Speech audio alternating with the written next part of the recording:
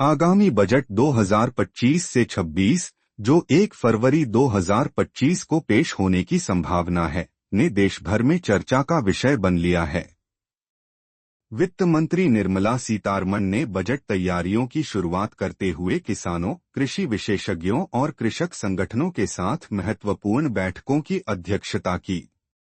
इन चर्चाओं का मुख्य उद्देश्य कृषि क्षेत्र की जरूरतों और किसानों के हितों को प्राथमिकता देना है। इस बैठक में कृषि क्षेत्र के लिए कई महत्वपूर्ण सुझावों और समस्याओं पर चर्चा की गई, जो आगामी बजट में अहम भूमिका निभा सकते हैं। वित्त मंत्री निर्मला सीतारमण द्वारा आयोजित 2 घंटे की बैठक में किसानों से जुड़े कई महत्वपूर्ण मुद्दों पर चर्चा की गई। इसमें मुख्य रूप से किसानों की वित्तीय स्थिति को सुधारने और उनकी उत्पादकता को बढ़ाने के उपायों पर जोर दिया गया।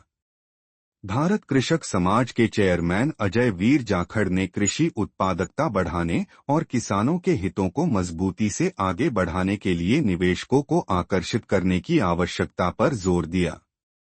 बैठक में किसानों की आय बढ़ाने और उनके द्वारा उठाई गई समस्याओं का समाधान खोजने पर केंद्रित चर्चा हुई। वित्त मंत्री ने इन सभी सुझावों को गंभीरता से सुना और बजट में उनकी समावेशन की संभावनाओं पर विचार किया। इस मीटिंग से यह स्पष्ट हो गया कि आगामी बजट में कृषि क्षेत्र को विशेष प्राथमिकता देने की कोशिश की जाएगी। बैठक के दौरान किसानों और उनके संगठनों ने कुछ विशेष मांगें रखीं, जिनमें से कई पहले भी उठाई जा चुकी थीं, लेकिन इस बार उन्हें बजट में प्राथमिकता देने की सिफारिश की गई। किसानों ने इस योजना की राशि को 6,000 रुपये से बढ़ाकर 12,000 रुपये करने की मांग की। यह मांग पहले भी उठाई गई थी और किसानों ने इसे एक बार फिर से प्राथमिकता देने की सिफारिश की है। इस कदम से किसानों की आय में बढ़ोतरी हो सकती है, जो उनकी आर्थिक स्थिति को सुधारने में मदद करेगा। किसानों ने प्रधानमंत्री फसल बीमा योजना के दायरे को और बढ़ाने की मांग की। उनका सुझाव था कि छोटे किसानों को भी इस योजना में शामिल किया जाए और 0 प्रीमियम पर बीमा उपलब्ध कराया जाए। इससे छोटे और सीमांत किसानों को प्राकृतिक आपदाओं के कारण होने वाले नुकसान से सुरक्षा मिल सकेगी। किसानों ने कृषि उपकरणों, उर्वरकों, बीज और दवाइयों पर जीएसटी से छूट देने की मांग की। इस कदम से किसानों के उत्पादन लागत में कमी आएगी, जिससे उनकी कुल आय पर सकारात्मक असर पड़ेगा। किसानों ने कृषि लोन पर ब्याज दर को घटाकर 1% करने की सिफारिश की। यह कदम किसानों के लिए कर्ज लेने को सस्ता और आसान बना सकता है, जिससे वे अधिक निवेश कर सकेंगे और अपने उत्पादन को बढ़ा सकेंगे।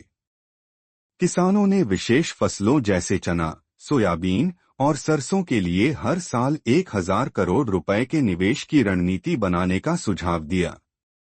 इससे विशेष फसलों की उत्पादकता बढ़ सकती है और उनकी बाजार में प्रतिस्पर्धा में सुधार हो सकता है।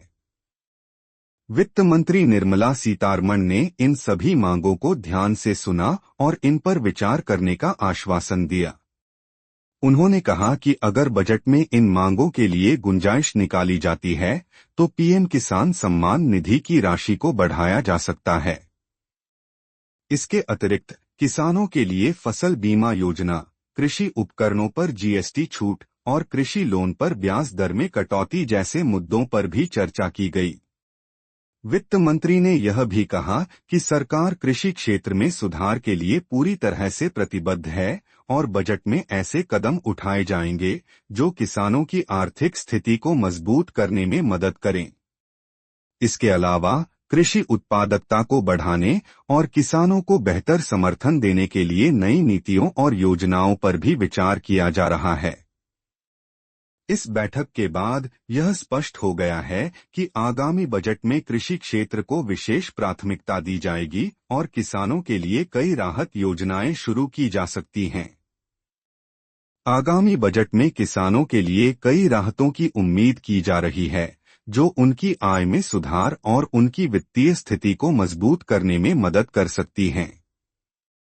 यदि सरकार किसानों की प्रमुख मांगों को स्वीकार करती है तो यह एक बड़ी सकारात्मक दिशा हो सकती है।